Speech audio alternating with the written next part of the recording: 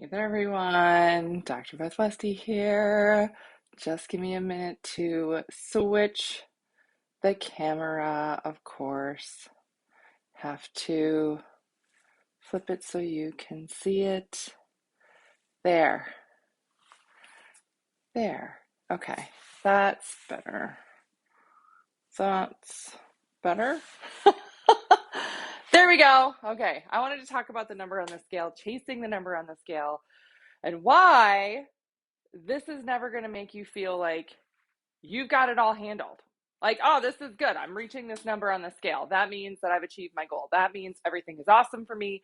I'm my healthiest self, and this is something that I can keep. Most of the time, where we're trying to achieve a certain number on the scale, it's we're chasing something. I was this size before I had kids. Your body literally created another human. It's not ever going to be the same. And it's okay that it's a different number on the scale, right? If you have been through certain traumas, been through certain hormonal changes in general, yes, that means that your body physiologically changes and it's not the same body anymore. It doesn't mean it's bad, but it also doesn't mean you need to starve yourself, that you need to cut things out, that you need to feel bad about what you eat, how often you eat, what you're doing, and then it has to stay a certain number on the scale in order for you to be in a skinny body or whatever. No, your body should be a healthy body that allows you to do the things that you want to do in life. If you can have enough energy to have your relationships, I mean, most of the time when gals, want to work with me, they're like, I'm so exhausted. I can't get through my day. I am moody. I snap at people. This is not who I am. I don't feel like myself, and I can't lose weight to save my life. Nothing I do is working. So why is it that I can't lose weight? Or when I really force myself to lose weight, I feel like garbage. Why is that? Well, first, we have to stop looking at the scale as the measurement of our health.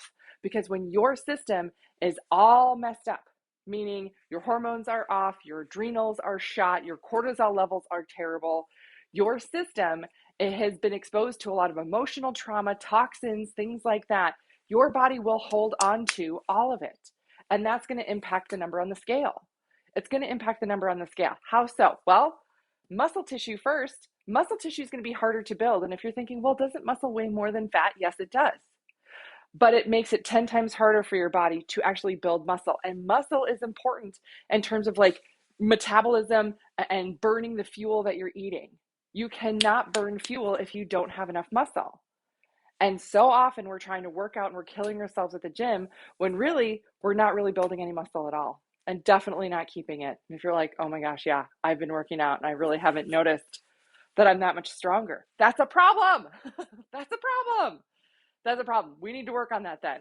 So I'm going to put a link here in the comments for you to get on the wait list for the next 12-week challenge, so that you can start to work on this, so that we can start to target this for your body and your system, and that we're not missing this. If you're missing this, there's no way for you to get ahead, right? There's no way for you to outwork this. You have to have that rebuild. You have to have your system build that muscle, right? And again, when you're exhausted, when you're undernourished, when you're nutrient depleted, all that stuff, stressed out, not sleeping well, you cannot build that muscle, which means you are not going to burn your metabolism at the right point anyway.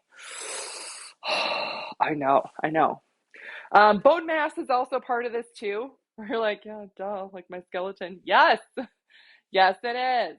And one of the important things about bone mass, and this just comes because I'm a chiropractor, your skeleton is very, very important. And for a lot of women, and they don't realize this, they're like, oh, I know my estrogen levels are lower, or I know this and this.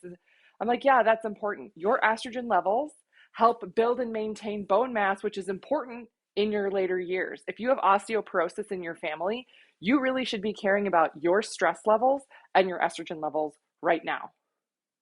Because at a certain point, it becomes really tough for your body to physiologically maintain and build more bone mass. I'm not saying it's impossible, it just is that much harder. And just eating some calcium supplements is not going to do it. So if you want to have a strong skeleton and want to be a healthy person in your 60s and 70s and 80s and everything, you have to care about that now. You have to care about your stress levels. You have to care about your nutrient levels and take care of yourselves now so that you are healthy then. And I know it might be frustrating to think, yeah, but I want to lose this 20 pounds and everything. Okay, yes, there's a healthy way to do it, but still maintain your skeleton muscle mass so that you're not worried about it later. Okay. Fluid levels. Your fluid levels. This makes up a huge, huge difference in the scale. If you've been somebody who's like, yeah, I can gain and lose 5 pounds like that. Yeah, that's a normal thing for females, especially if you have stress, especially if your body is inflamed. Yeah, yep. So first off, we're going to talk about blood, right? Blood volume changes. Your blood volume changes throughout the month. This is something I talk about in my book, The Female Fat Solution. This is on Amazon. So there will be times of the month where you are heavier than other times. Yes, yes, that is normal. That's not bad. If you're working with a trainer or somebody who says, oh yeah, you should be losing, a half a pound to a pound every week, a pound to 2 pounds every week. If you're not losing that every single week, you're doing something wrong.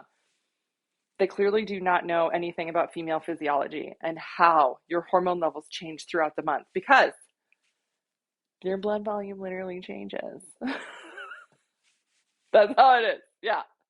Yeah. So that impacts the number on the scale. Yes. Also super fun at the same time. Your water retention also changes. How much fluid is actually held in your tissues, in your muscles, changes throughout the month too. How your body uploads hydration into its cells changes throughout the month.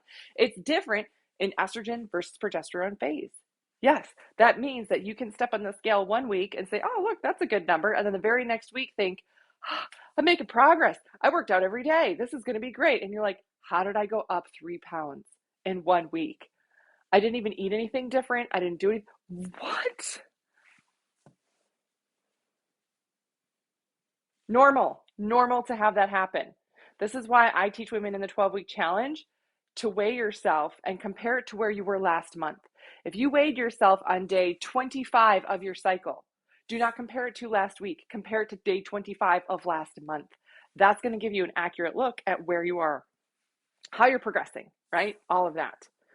Why is it so important that we look at the female body like this, that we look at the female body through these different, phases? Because the female body is dynamic. It is not static. It is not the same all day, every day.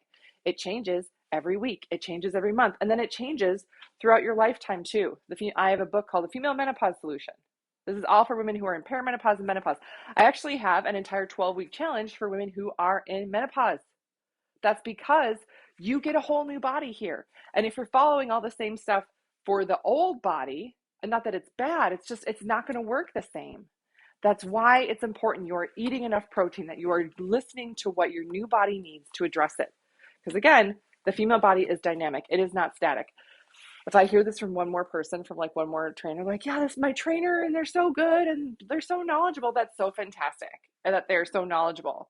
And they might be really knowledgeable on male physiology. But if they're not knowledgeable on female physiology and do not know how to address the female body, then you are missing out on a lot of benefit, on a lot of progress that you could be making. Yes. Other things that we do in the 12-week challenge to make sure that we are addressing everything that you need and that we're not missing anything is I actually do a very extensive hormone test. This is the Dutch test, dried urine test for comprehensive hormones. So this gets sent to your house, you take it, send it into the lab, and then we go over it personally and make sure you are getting the right recommendations based on what your body needs. No more, no less. Yes, that is all part of the 12-week challenge. So again, the link there is in the comments so you can get on the wait list for the next round. The other thing, and these are about to be released very soon, these are custom-made tinctures that I have developed myself for estrogen and progesterone. So these are like seed cycling, but they're tinctures. So this helps your body make and create the right amount of estrogen and balance that, and then make and create the right amount of progesterone and balance this. So one of a kind thing, there's nothing else like this out there. So if you guys have questions on this, let me know. But they are about to be released. I'm very, very, very excited. Yes. Other resources I have for you are, besides my books and everything else, is my podcast, The Female Health Solution. And then my YouTube channel is Dr. Beth Westie, where you can subscribe to stay updated on all the videos and information I have coming out. And if you have a question, if you're listening to this and you're like, whoa, what about this thing? Or what about that? Send me a message. Or if you want me to do an entire video talking about how fluid retention changes. Like, why is my water retention different during week 2 than week 4? What can I do to work with that? Let me know. Send me a message and I will do a whole video on that. I get messages from women literally all over the world every single day almost. And my mission here is just to give you enough information to get started in the right direction and see what works for you and your system. So you can stop being stuck, stop being frustrated, and stop feeling like there's something wrong with you. There's nothing wrong with you. Female body is dynamic, not static. And all you need to do is be dynamic in how you work with your system to get and keep the right result. So that's what I got for you tonight. Let me know if you have any questions, and I will see you later.